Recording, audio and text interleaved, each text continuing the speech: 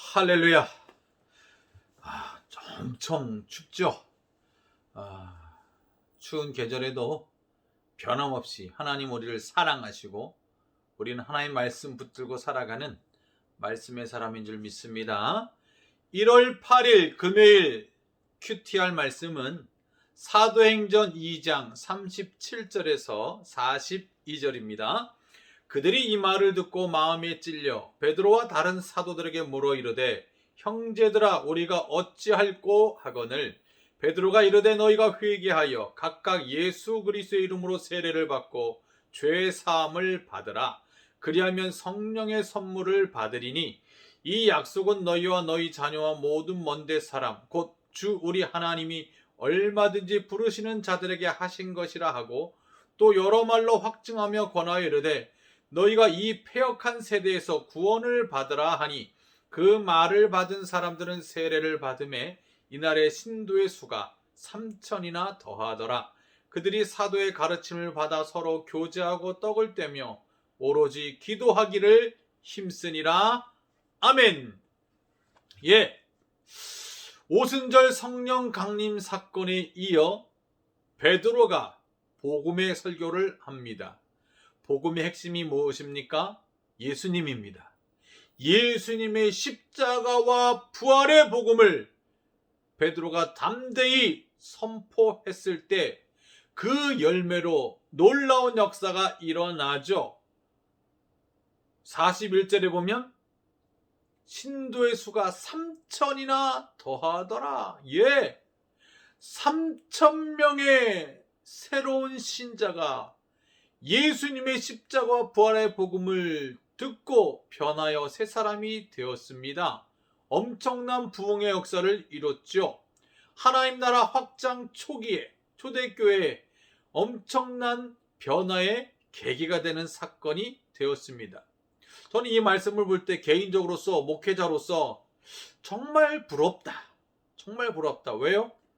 한번 설교해서 3,000명이 회개하고 돌아왔으면 평생 걸려도 3,000명 전도하기 힘들고 3,000명 교인 이루기가 쉽지 않은데 한번 성령의 능력으로 설교하여 3,000명이 회심해서 돌아왔으니 얼마나 위대한 역사입니까? 물론 하나님께서는 오순절 성령 강림의 그 역사를 통해 초대교회에 이런 하나님의 사람들을 통해서 온 세계 예루살렘과 온 유다와 사마리아 땅끝까지 이르러 복음이 증거되는 큰 역사를 이루기 위한 밑거름으로 기초로 이 위대한 일을 행하신 것이죠. 여러분, 복음을 들으면 여러분은 설교를 들으면 어떻습니까? 어떤 마음으로 듣습니까? 설교를 잘 듣는 사람은 누가 설교하는지가 중요한 것이 아니라 누가 강대상에 있든지 누가 말씀을 전하든지 그 언어 구사의 화려함과 정말 잘하는지 못하는지 그런 모습이 아니라 오늘 하나님께서 이 설교자를 통해 오늘 나에게 무엇이라 말씀하시는가 듣는 것입니다. 말씀의 근원은 하나님께 있고 그 통로는 설교하는 목회자를 통해서 그 열매는 말씀을 듣는 나에게 임하는 것입니다. 하나님이 오늘도 나에게 말씀하신다. 이 자세로 들어야 되죠. 여러분이 말씀을 잘 듣는 성도인가 아닌가 하는 그 구체적인 테스트가 뭡니까? 초대교회와 똑같습니다. 하나님의 말씀 복음을 들으면 여러분 마음속에 뭐가 있어요? 찔림이 있으면 설교 잘 들은 겁니다. 찔림? 헬라어로 카테뉘게산이란 말은 찢어지다, 상처를 입다라는 거예요. 마음에 깊은 정말 찢어지는 아픔, 상처가 있다는 거예요. 양심의 가책을 받은 것입니다. 그래서 하나님, 나는 어떻게 살면 좋겠습니까? 이 초대교회 베드로의 설교를 듣고 그들의 외침이 뭐예요? 우리가 어찌할꼬. 이런 신령한 근심, 영적인 근심이 있는 사람이 설교 잘 들은 사람입니다. 저도 가끔 이런 말씀을 듣습니다. 목사님, 오늘 설교 꼭 나한테 하시는 말씀 같아요. 목사님, 누가 내 형편을 목사님께 말씀했나요? 오늘 꼭 나 들으라고 하시는 말씀 같아요. 여러분 한 사람 들으라고 제가 말씀을 준비하거나 전하지 않습니다. 하나님의 말씀 가지고 잘 묵상하여 여러분들에게 전하는 것이지 누구 한 사람만을 위해서 설교를 준비하지는 않습니다. 그렇게 듣게 하시는 것은 정말 성령의 은혜죠. 여러분 은혜 받았다는 거죠. C는 똑같습니다. C가 뭐예요? 예수님이 가르쳐 주셨죠? 말씀입니다. 하나님의 말씀은 함께 있는 그들에게 다 똑같이 전해지지 않습니까? C는 다 똑같이 뿌려집니다. 그런데 무엇이 달라요? 밭이 달라요. 주님은 그 밭을 마음이라 했잖아요. 마음밭이 달라요. 길가밭이냐, 돌짝밭이냐, 가시떨기밭이냐, 아니면 좋은 밭, 옥토밭이냐. 여러분의 마음의 밭이 무엇이냐에 따라서 그 열매가 달라진다는 거예요. 여러분이 하나님의 말씀을 들을 때에, 설교를 들을 때에 여러분의 마음밭이 옥토밭이 되길 바랍니다. 열매를 잘 맺히는 좋은 밭이 되길 바랍니다. 그러면 하나님께서 은혜의 열매들을 여러분의 인생에 아름답게 펼쳐 주십니다. 여러분의 마음이 은혜로워야, 마음밭이 좋아야 여러분이 아름다운 열매 거둘 수 있습니다. 그렇습니다. 베드로가 복음을 전할 때 그들의 마음의 찔림을 받았습니다. 그러면서 공통된 영적인 고민이 뭐예요? 영혼의 애통이죠. 우리가 어찌할꼬? 여러분에게도 말씀을 드릴 때 영적인 애통함이 있길 바랍니다. 어찌할꼬? 했을 때에 베드로가 답을 주지요. 38절에 첫 번째 뭐예요? 회개하라. 회개하라. 회개하란 말은 마음을 바꾼다는 거예요. 과거의 삶과 죄에 대해서 뉘우쳐서 마음이 완전히 달라지는, 마음부터 달라져야 된다. 두 번째, 그리스도의 이름으로 세례를 받아라. 이 얘기는 교회라는 공동체에 책임 있는 일원이 되라는 겁니다.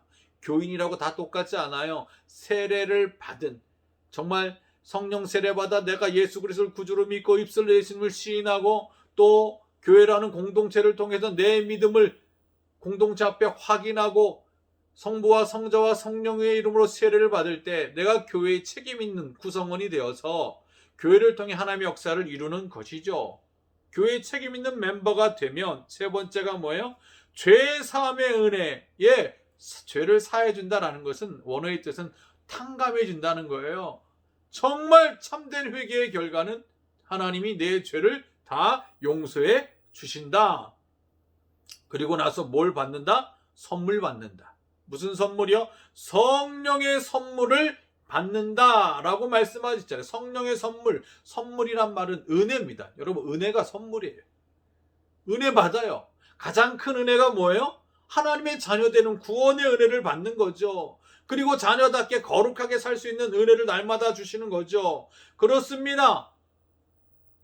하나님의 말씀을 복음을 들으면 하나님의 자녀가 되고 자녀답게 거룩하게 살게 됩니다. 그것이 성령께서 내게 주시는 은혜입니다. 선물이죠. 이 선물 하나님이 우리에게 예수 그리스도를 구주로 믿는 순간 우리에게 주셨습니다. 사랑하는 성도 여러분, 초대교회의 위대한 역사는 예수 그리스도의 십자가 부활의 복음을 듣고 참된 회개하는 자에게 이런 엄청난 변화의 역사가 있었습니다. 여러분은 어떻습니까? 하나님의 말씀을 들을 때, 예배 시간에 설교를 들을 때, 성경을 공부하거나 읽을 때에 여러분 참된 은혜는 참된 변화를 수반한다라는 겁니다. 하나님의 은혜 받았습니까?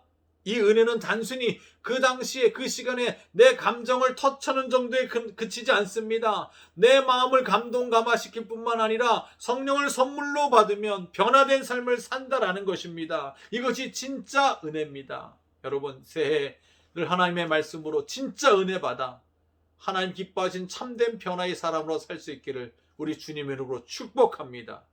여러분의 마음밭이 옥토밭이 되면 그 은혜를 주십니다. 오늘 하루도 이번 한 해도 말씀을 통해 은혜 받아 참된 변화의 삶을 살아가는 복된 성도들이 되시기를 축복합니다. 하나님의 말씀을 내게 들려진 음성으로 받아 참된 변화의 삶을 살게 하옵소서. 올 한 해도 말씀으로 승리한 한 해가 되게 하옵소서. 우리의 간절한 기도를 들으시고 꼭 응답하여 주옵소서. 예수 그리스도의 이름으로 간절히 기도 올리옵나이다. 아멘. 할렐루야.